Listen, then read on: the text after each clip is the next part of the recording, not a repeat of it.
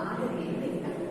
ඉතින් පුතේ අපි පහුගිය වාරයේ කතා කළා ඔබේ සිංහල සාහිත්‍ය සංග්‍රහයේ මග විසිරු පාඩම. ඉතින් මග විසිරු පාඩම හඳුන්වා දීම සැලෙන්නේ සංදේශයේ පසුබිම සහ මුල් කවි කීපයක අර්ථකථනය අපි සාකච්ඡා කළා. හොඳයි.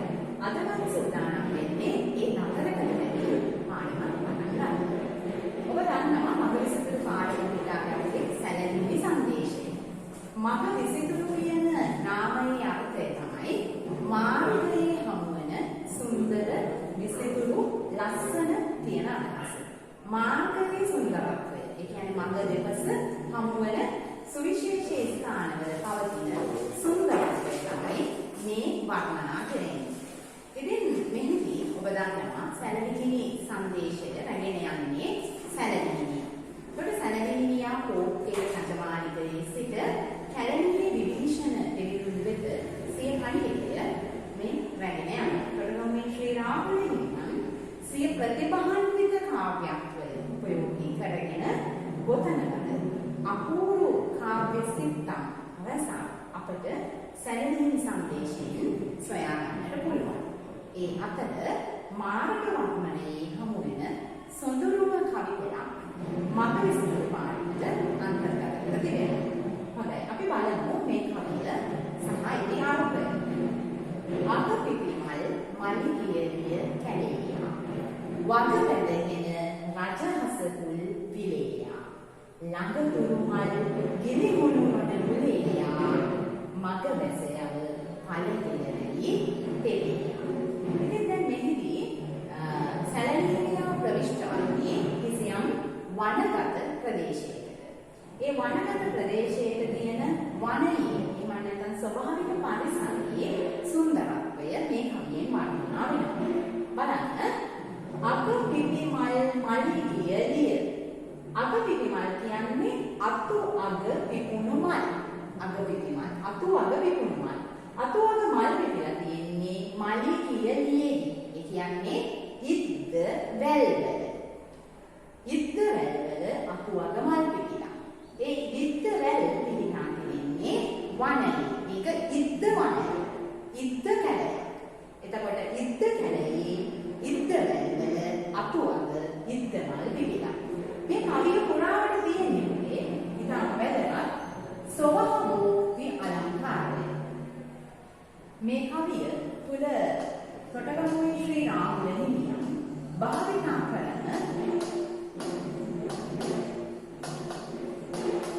කාව්‍ය උපක්‍රමය තමයි සොබහෝක්ති. එහෙම නැත්නම් සොබහෝක්ති අලංකාරය. පවතින දේ පවතින හැටියට, තියෙන දේ තියෙන හැටියට කෙරෙන විස්තර වර්ණනාවක් තමයි මේකේ. සොබහෝක්ති වර්ණනය. ඉද්ද වැල්වල අකුවල ඉද්ද මල් පිපිලා. වග බැඳගෙන රජහස කුල් පිළියා. වග බැඳ කියන්නේ වර්ගයා වශයෙන්, සමූහ වශයෙන්, රංචු වශයෙන් කියන අදහස. රංචු වශයෙන් රජහස කියලා කියන්නේ රාජහංසය. රාජහංසයෙන් රංචු වශයෙන් පුල් විලට බැහැලා ඉන්නවා. පුල් විලට බැහැලා ඉන්නවා.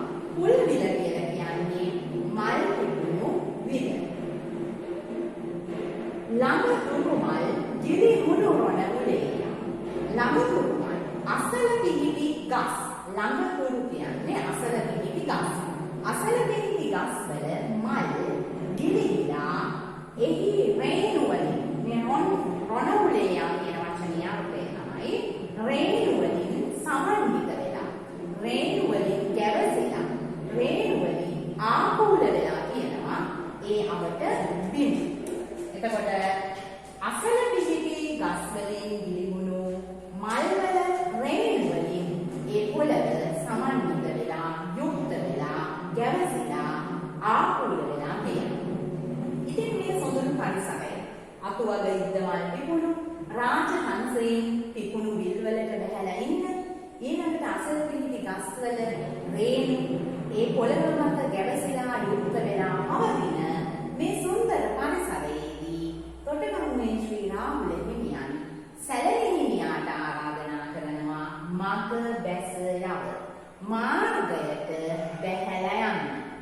මාර්ගයට බැහැලා යන්න. පළ කියලා කියන්නේ පිරිසිදු, හෙළ කියලා කියන්නේ සුදු පාට වැඩි තලාව.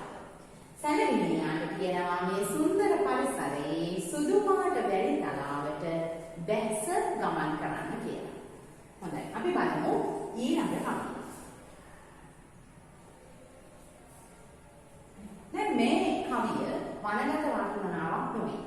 මේ කවිය අදාළ වෙන්නේ සැලවිලියාට අතරමඟදී හමුවන කිසියම් යුද කඳවුරක් පිළිබඳව කරන වර්ණනාවකට. එතකොට මේ ඉතා වැදගත් කොට මතක තබා ගන්න හෙළි වෙනවා සමකාලීන සමාජ තොරතුරක්. ඔබ දන්නවා මේ සැලවිලි සංදේශයේ රචනා වන කාලයේ ලංකාවේ රජ කරන්නේ 6 වෙනි පරාක්‍රමබාහු රජතුමා.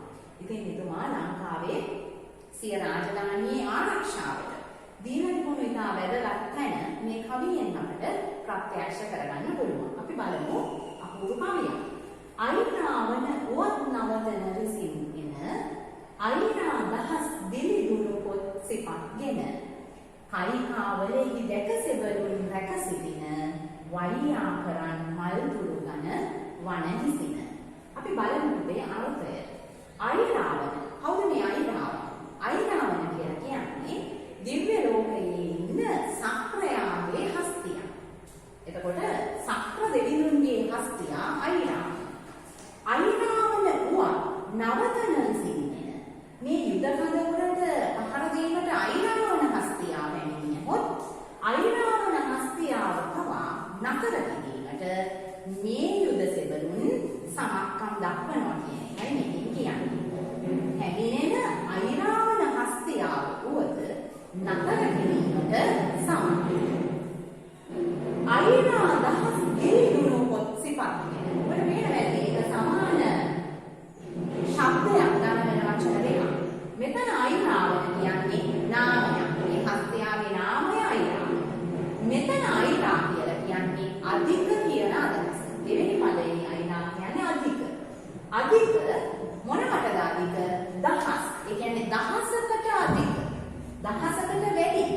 දහසකට අධික දිලි. දිලි කියන්නේ දිලිසෙන, බබලන. ආයුධ වර්ග දුන්නු, පොත්, සිප. ආයුධ වර්ග තුනක්. දුන්න, ඔබ දන්නවා දුන්න කියන ආයුධය. පොත් කියලා කියන්නේ කුන්තය හෙවත් හෙල්ද. අනින්න පුළුවන් ආයුධයක් පහර දීමට හැකි.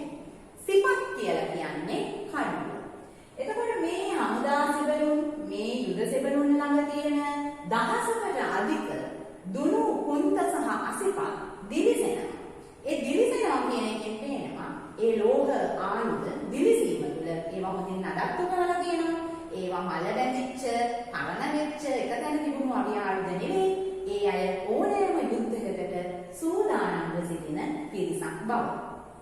කයිකාවලෙහි දැක සෙබළුන් රැක සිටින මේ යුද කඳවුර පිහිටලා තියෙන්නේ කයිකාවල නැති ප්‍රදේශයේ. එතකොට කයිකාවල ප්‍රදේශයේ ආරක්ෂාවේ සිටින, රැක සිටින කියලා කියන්නේ ආරක්ෂාවේ නියුක්තව සිටින සෙබළුන් දැක, මේ යුද සෙබළුන් දැක ඔන්න මෙතන විශේෂ දෙයක් තියෙනවා. දැන් ඔබට මතක ඇති අර මීට ඉහත කවි වනගත වර්ණනාව තුළ රාමනාමකව සැලලිහිණියට කිව්වා මග දැස යව ඵල හෙළවැලි තෙලිය. මාර්ගයට බැහැලා යන්න කියලා. ඒක සුන්දර පරිසරයක්. හැබැයි මෙතන ටිකක් අනතුරුදායක පරිසරයක්. යුද කඳවුරක්. මෙතන වැඩිපුර හැදෙන්නත් සුදුසු නෑ. මෙතනින් ඉක්මනට ඉවත් වෙන්න ඕනි කියන අදහස බලන්න ප්‍රතිගම්මේ ශ්‍රී රාමුල හිමියන් ප්‍රකාශ කරන ආකාරය වයියා කරන. මෙතන වයි කියලා කියන්නේ වේගය. යා කියලා කියන්නේ යාත්‍රා. එහෙම නැත්නම් පියාසර. වේගයෙන් පියාසර කරන්නලු මල් තුරු ඝන වන හිසින. මල් පිපුණු ගස් සහිත වනයට හිසින කියලා කියන්නේ ඉහළින්. වයියා කරන් මල් තුරු ඝන වන හිසින. එතකොට මේ කයිකාවල ප්‍රදේශයේ දහසකට අධික යුද සෙබළුන් දුනු කුන්ත අසිපත් රැගෙන සක්‍රයාගේ හස්තියාවන අයිරාවන උවක් නැවැත්වීමටයි සූදානමින් ඉන්නේ.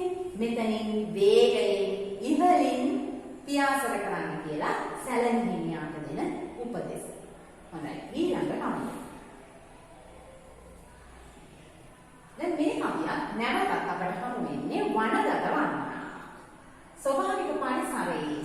තත්ත්වය විදහා දක්වන බලමු. නිමල් සඳ පහන් වැනි වැලි පිට බුදුල සුපුල් මල් යහන් ලිය මඩුලිය ගෙපෙල එකල් කෙලන වන දෙවුලිය දැක කොමල ලසල් දුකක සැතපෙව ලපලු සිහිල. නිමල් සඳ පහන් වැනි බලන්න මෙතන උපමාවක් තියෙනවා.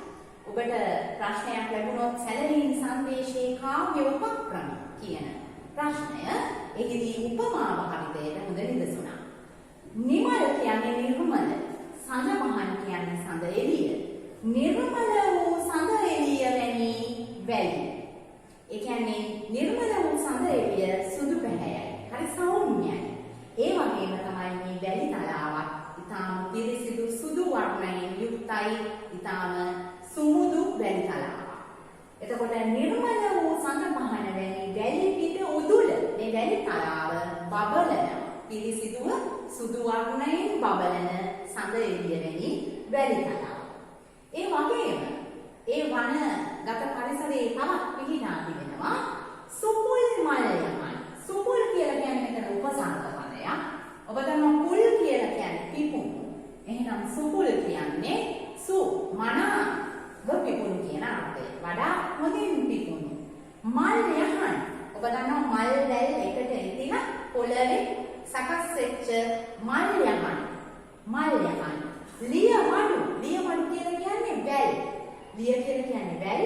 වැල් එකට එතින සකස් වෙච්ච මඩු ආකාර වූ ගුහා ආකාරයට සකස් වෙච්ච ස්වභාවික පරිසරයේ තියෙන වනගත නිර්මාණ. ඊළඟට ලිය ගෙපෙල කියන්නේ ඒත් ඒ වගේ ලිය කියන්නේ වැල්. වැල් වලින් හැදිච්ච ගෘහ ආකාර වූ තාමයෙන් වනගතව අභ්‍යන්තරයේ දක්නට ලැබෙන නිර්මාණ. ඒ වැත්තටම මනුෂ්‍ය නිර්මාණ නොවේ. ඒවා ස්වභාවිකවම මල් යහන් ආකාරයට, ලිය මඩු ආකාරයට, ලපා ගුහ ආකාරයට ස්වභාවිකවම සකස් වෙච්ච දේවල්. වනගත පරිසරය. එතකොට එවැනි වූ වනගත පරිසරයක හමු වෙනවා එකල් කෙලන. එකල් කියලා කියන්නේ එකල්හි. කෙලන කියලා කියන්නේ ක්‍රීඩා කරන. එකල්හි ක්‍රීඩා කරන වන දෙවුලිය. වන දිව්‍යාංගනාව. දැන් මේ මනක්කල්පිත අවස්ථාවක් තමයි කවියාව දක්වන්නේ. කවියා කියනවා මේ වනගත පරිසරයේ මල් යහන් වල, ලිය මඩු වල, ලතා ගුහවල වන දෙවුලියන් ක්‍රීඩාවේ කෙලිසෙල්ලෙහි නිරත වෙලා ඉන්නවා. එතකොට ඒ කොමල වූ වන දෙවුලියන්ව දැකලා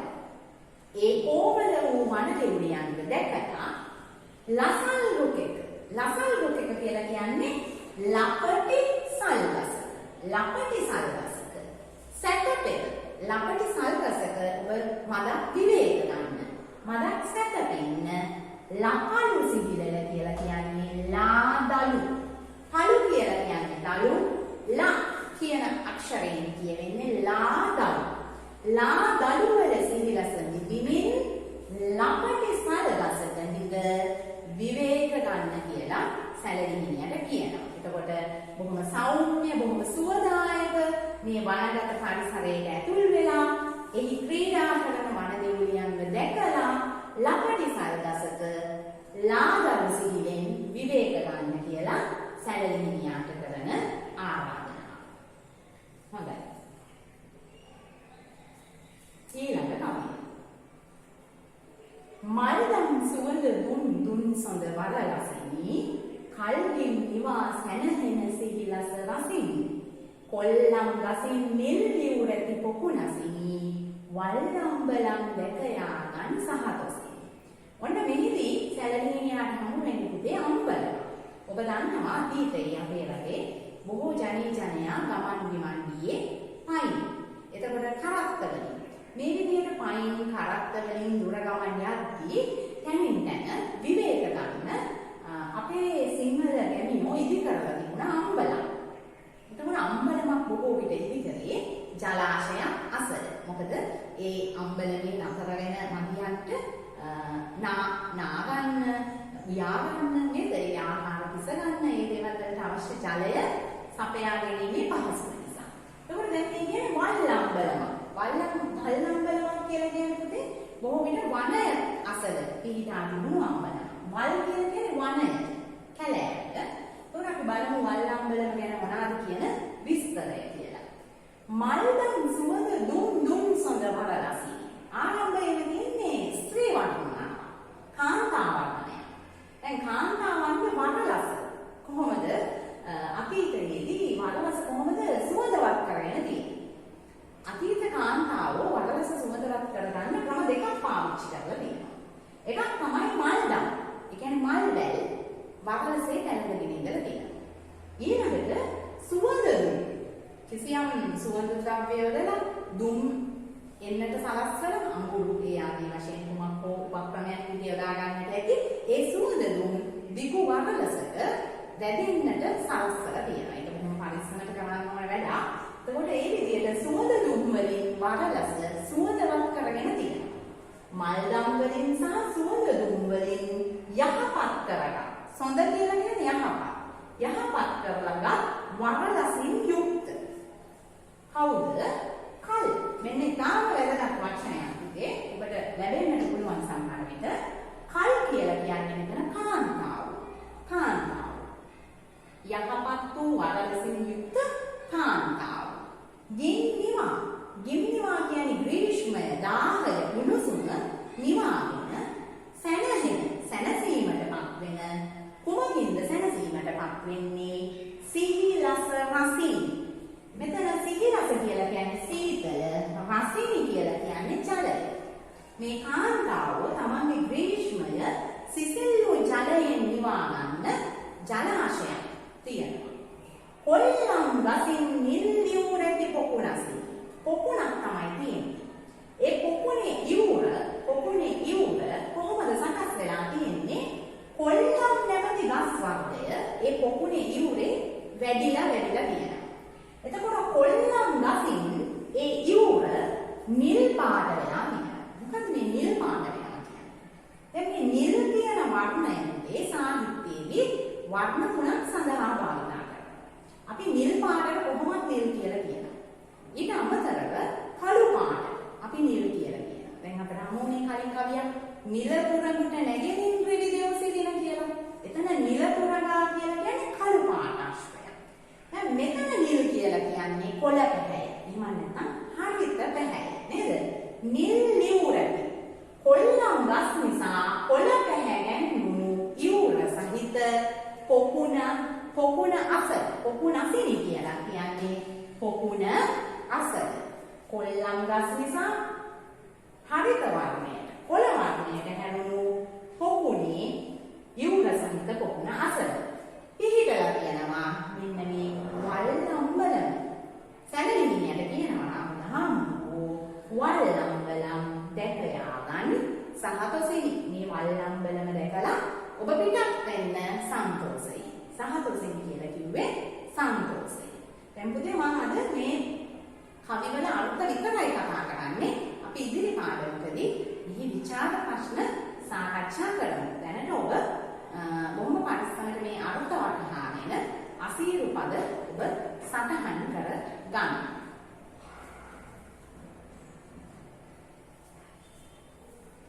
ඔන්න තවත් කවියක්.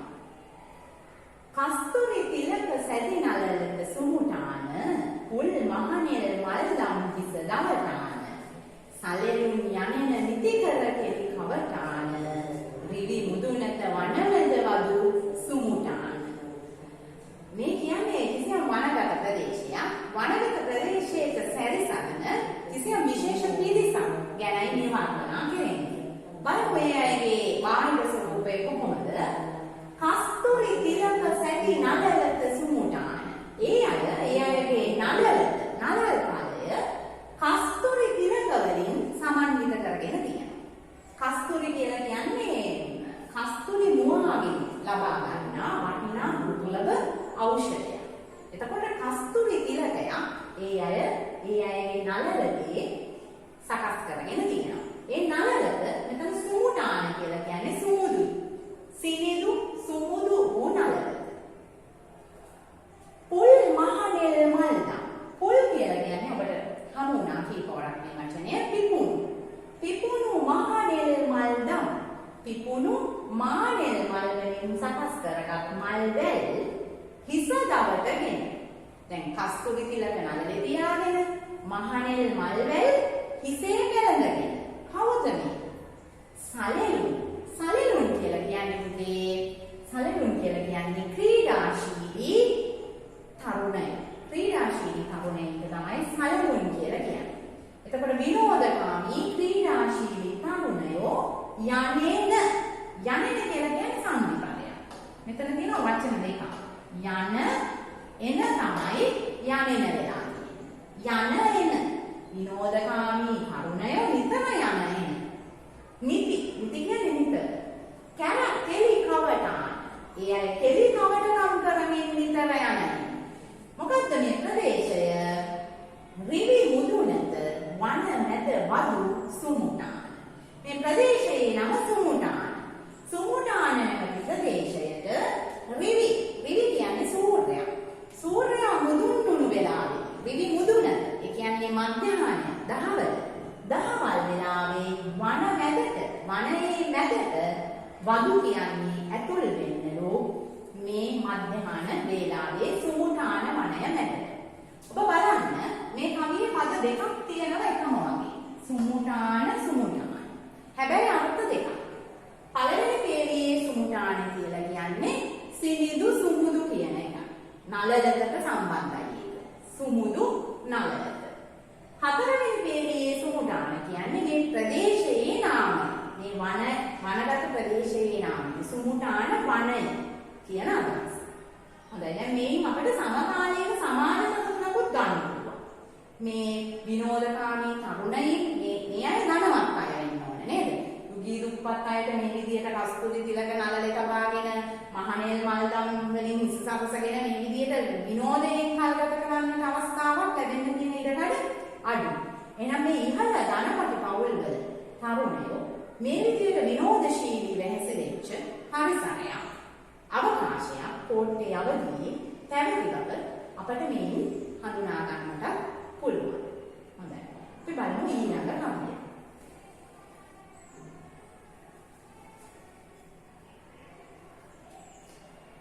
මග නිලමින් සිටිනා දුඹ නීපියද පිය සලමින් මල දෙහි කෙල රොණිනව තතුඩ ළමින් බිඳ විලිකුන් නියුරු පල ඉසිඹු ළමින් යෙහි සැල දඹ කඳුරුවද.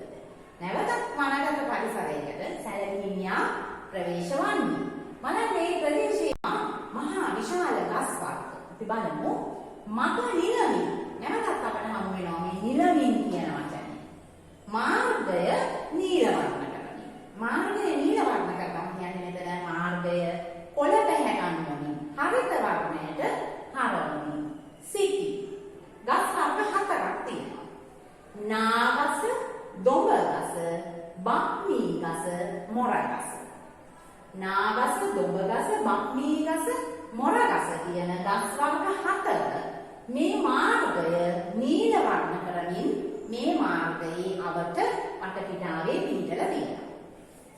පිය සලමින් මල ගෙහි කෙල රොණිනවද. දැන් සැලෙනියට කියනවා පියාපත් සලමින් මල ගෙහි කියලා කියන්නේ මල අග මල කෙලවර. දැන් ඔබ දැකලා තියෙනවනේ කුඩා පක්ෂී සැලෙනි ඒ වගේ කුඩා පක්ෂී මල අග පිය සලමින් ඉඳලා මලේ තියෙන මොනවා විවිධ ගස්වල හට ගන්නා පළතුරුවක් ආහාරයට ගන්නවා. අන්න ඒක තමයි මේ කියන්නේ. මල කෙලවර පියාසලමින් මේ මල සමග ක්‍රීඩා කරලා. කෙල කියලා කියන්නේ ක්‍රීඩා කරලා. රොණිනවල කියලා කියන්නේ මල් රොන් වලින් නාකුලයි. මේ මල් වල පැණි එහෙම නැත්නම් මල් නුවර රස පිරීලා කියනවා. මේ රොණිනවල කියන වචනේ පහුගිය විභාගයකදී විමසපු වචනය. රොණිනවල කියන්නේ රොන් වලින් ආකුල උණු. තතුඩ ළමින් බිඳ විලිකුන් නියුරු පද. තතුඩ ළමින් කියන්නේ ඔබේ උඩ. මෙතන තා කියලා කියන්නේ මධ්‍යම පුරුෂ ඒක වචන පදය. ඔබ. ඔබේ උඩ. සැලලිනියාගේ උඩ. ළමින් බිඳ කියලා කියන්නේ කඩාගෙන. මම අනුභව කරගෙන මොනවද? විලිකුන්. විලිකුන් කියන්නේ හොඳ වචනයක්. ඉදුණු. නියුරු කියලා කියන්නේ නිහිරි. පළ කියලා කියන්නේ පළ. එතකොට ඔබේ උඩ ළමින් මේ ඉදුණු මිහිරි ආහාරයට වෙන ඉසිබුලමින් ඉසිබුලනවා කියන්නේ විවේක ගන්න. සැලකිලි කියන ආයෙත් විවේක ගන්න කියනවා රාහුල හාමුදුරුවෝ. සැලකිලි කියන ගොඩක් හිතනවා. සැලකිලි නම් පුංචි පක්ෂියෙක් මේ බහර දුර කාර්යයකට මේ දුර ගමනක් යන්නේ. ඒ නිසා කියනවා විවේක ගන්න. ඉසිබුලමින් යෙහි යන්න. සැල කියලා කියන්නේ මෙතන සැලලිනියා. දඹ කියලා කියන්නේ ජම්බු. ජම්බු වඳුරු වල විවේක අරගෙන යන්න. සැලලිනියට ඕන ජම්බු ටිකක් කන්නත් පුළුවන් ජම්බු වඳුරු වල ඉන්නවා. නේද? එතකොට මේ සැලලිනියාට වනගත පරිසරයේ අසිරිය විඳින්න, විවේක ගනිමින්, එහි තියෙන විසිතුරු දකිමින් පිටත් යන්න කියලා තොටගම්මේ ශ්‍රී රාහුල හාමුදුරුවන් ප්‍රකාශ කරන ආකාරය. බලමු ඊළඟ කවිය.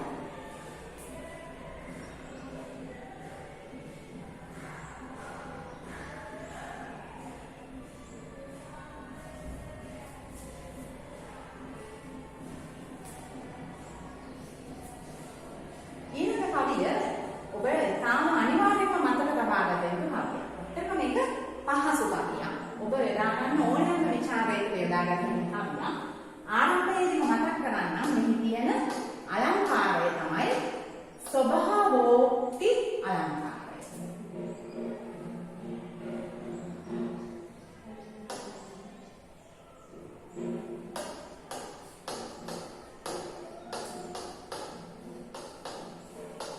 ස්වභාවෝක්ති අලංකාරය. ස්වභාවෝක්තිය කියලා කියන්නේ මම කලින් ප්‍රකාශ කළ ආකාරයට පවතින දේ පවතින ආකාරයෙන් විස්තර කිරීම. බලන්න රිවි තැවුලේ පිපි කමලේ විල් ගැවසි මක පොවුලේ තුරු වතලේ හඬන නිසි වන සැවුලේ මග අසලේ පොර සැලසි ගුරු බැවුලේ යව අවුලේ නොවී කිසි. දැන් ඔබට මේ කවිය ඒ තරම් මතක තබා ගන්න ලබනසි නෑ. මතක තබා ගන්නට පහසුයි. බලන්න මේ කවිය විශේෂ කවියක්. සැලෙහිණි සංදේශයේ ඔබට නියමිත කවිය අතර මුල මැද අග කියන ස්ථාන තුනේම එළියට රැකපු කවියක්. බලන්න මෙතන අවසාන වෙනවා ලේ කියන අක්ෂරය. බලන්න මැද එළියට අවසාන වෙනවා ලේ කියන අක්ෂරය. බලන්න අග එළියට අවසාන වෙනවා සී කියන අක්ෂරය. මේ එළියට ස්ථාන තුනක එලි සමයේවත් එලිවැට සඳහා හොඳම කවිය. වනගත වර්ණනාව සඳහා හොඳම කවිය. ස්වභාවෝක්ති අලංකාරයට හොඳම කවිය. සරල කවිය, පහසු කවිය, මතක තබා ගන්න පුළුවන් කවිය. රිවි තැවුල කියලා කියන්නේ සූර්ය තාපය. රිවි කියන්නේ සූර්යයා. සූර්ය තාපය. සූර්ය තාපය නිසා පිපුණු කමල් කියලා කියන්නේ නෙළුම්. සූර්ය තාපය නිසා පිපුණු නෙළුම් වලින් විල් ගැවසිලා තියෙනවා. විල් සමන්විත වෙලා යුක්ත වෙලා තියෙනවා. මත කෝලේ බලන්න මත කෝලේ කියන්නේ මත්තු කෝකිලයන් තුරු වදුලේ සිට නිසි ආකාරයෙන් හඬනවා. නිසි ආකාරයෙන් නාද කරනවා. වන සැවුලේ කියන්නේ වලි කුකුලා. අපේ ජාතික පක්ෂිය නේද? වලි කුකුලා කොහොමද ටිකක් පොරයට කැමති. ඒ නිසා වන සැවුලේ මත අසලේ කියන්නේ මාර්ගය අසල පොරට සැරසිලා ඉන්නවා. වලි කුකුලා මාර්ගය අසල පොරට සූදානම් වෙලා. ඉතින් මේ වගේ සුන්දර පරිසරයක රාහුල හාමුදුරුවෝ කියන ඉතාම සරල බස්මහරක් අර කවි වගේ සංකීර්ණ නැහැ. ගුරු බැවුලේ මේ ප්‍රදේශයේ ගුරු බැවුලේ යව අවුලේ නොවී කිසි. ගුරු බැවුල නැති ප්‍රදේශයෙන් කිසිදු අවුලක් නැතිව ඔබ පිටත් වෙලා යන්න. බලන්න මට පැහැදිලිව අහන්නත් එතරම් වෙලාවක් ගියේ නෑ. ඔබට ඉතාම සරල කවියක් ස්වභාවෝක්තිය. උපමා රූපක ඒ වගේ කිසිවක් නැහැ. තියෙන දේ තියෙන විදිහට කියනවා. සූර්ය තාපය නිසා පිපුණු නෙළුම් වලින් විල් ගැවසලා තියෙනවා. මත්තු කෝකිලයන් තුරුවදුල් මත සිට නාද කරනවා. වනසැවුලෝ මාර්ගය අසල පොරට සැරසිලා ඉන්නවා. ගුරු බැවුලින් කිසි අවුලක් නැතිව යනවා. හොඳයි. අපි බලමු ඊළඟ කවිය. එක සංකීර්ණ කවියක්. උපමා අලංකාර ආදී වූ රූපක වනසිරි පියුම් රා මඟ රණ පරණ නුරු වටපිරි සුකුල් දුනු කේමල් මුරුත තුරු බිඟු පිරි වැටු ඔළු කුල මුල වල තඹුරු හිම සරි සිහිල් දිය හෙබදක යන්නිතු වනසිරි කියලා කියන්නේ රූපකයක්. වනසිරි කියන්නේ වනය නැමැති ශ්‍රියාකාන්තාව. වනය නැමැති ශ්‍රියාකාන්තාවට තියෙනවා පියුම් රා බඳ රණ බඳ. පියුම් රා කියලා කියන්නේ පద్ම රාග මාණික්‍ය. පද්ම රාග මාණික්‍ය බඳින ලද ඔප්පන ලද රන් ආවරණයක් වනය නැමැති ශ්‍රියාකාන්තාවට තියෙනවා. ඒ රන් ආවරණය යුරු මෙතන යුරු කියන්නේ පාද පදයක්. මේක අයුරු කියන අදහසයි යුරු කියලා කියන්නේ. ඒ රන් ආවරණය සමාන වෙනවා වටපිරි සුකුල් දුනුකේ මල් මුරුත තුරුවට. දැන් වනයේ ශ්‍රියාකාන්තාවක් නම් ඒ ශ්‍රියාකාන්තාව පැනගෙන ඉන්න රන් ආවරණය මේ අවට පිහිටි සුකුල්. සුකුල් කියන්නේ හොඳින් මල් පිපුණු දුනුකේ ගස් සහ මුරුත ගස්. දැන් දුනුකේ මල් පිපෙන්නේ කහ පාටට, මුරුත මල් පිපෙන්නේ රතු පාටට. කහ පාට පසුබිමේ තැනින් තැන තියෙන මුරුත මල් කහ පාට රන් ආවරණයක අල්ලන ලද රතු පාට පද්ම රාග මැණික් වගේ. ඒකයි මේ කියන්නේ. ඒ වගේම තවත් ජලාශයක් තියෙනවා. ඒ ජලාශයේ තියෙනවා බිඟු පිරිවැඩ. බිඟු කියලා කියන්නේ දුම්ගලේ මීමැස්සන් පිරිවරාග. මීමැස්සන් පිරිවරාග බලන මල් වර්ග. ඔළු කියන්නේ ඕලු, කුල කියන්නේ මහනෙල්, ඇඹුල කියන්නේ එළමහනෙල්, මෙතන අවල කියන්නේ සමන්විතයි යුක්තයි කියන එක, කබුරු කියන්නේ නෙළු. එතකොට දියේ පිටෙන මල් වර්ග හතරක්. ඕලු, නෙළුම්, සුදු මහනෙල් එහෙම නැත්නම් එළමහනෙල් සහ නෙළු. මෙන්න මේ මල් වර්ග හතර බ්‍රොංගයෙන් පිරිවරාගෙන පිහිටලා තිබෙනවා. ඒ කියන්නේ මල් වල රොන් ගන්න මීමැස්සන් රැස් වෙලා ඉන්නා මේ මල් වටා. හිම සවි සිහිල් දිය එක උපමාවක් කියනවා. මේ සිහිල්ලු ජලය හිම වගේ. හිම කියන්නේ සීතල අයිස් හිම නේද? හිම තරම් සීතල. හිම හා සමාන සීතල. දිය හෙබ කියලා කියන්නේ ගැඹුරු ජලාශය. ගැඹුරු ජලාශය දැක යන් මිතුරු. මේ සුන්දර පරිසරයේ මේ වනය නැමැති ශ්‍රියාකාන්තාවගේ පියුම් රා මාණික්‍ය බඳින ලද රන්නාභරණයක් වැනි දුනුකේ සහ මුරුත ගස්, බ්‍රොංගයෙන් පිරිවරන ලද ඕලු, නෙළුම්, මහනෙල්, එළමානෙල් ආදී වූ මල් මේ හිම වැනි සීතල ජලය සහිත මේ ගැඹුරු ජලාශය මේ දේවල් දැකලා මේ ස්ථානයේ පිටත්ව යන ලෙස සැලැන්වියාට කරන ප්‍රකාශය. හොඳයි.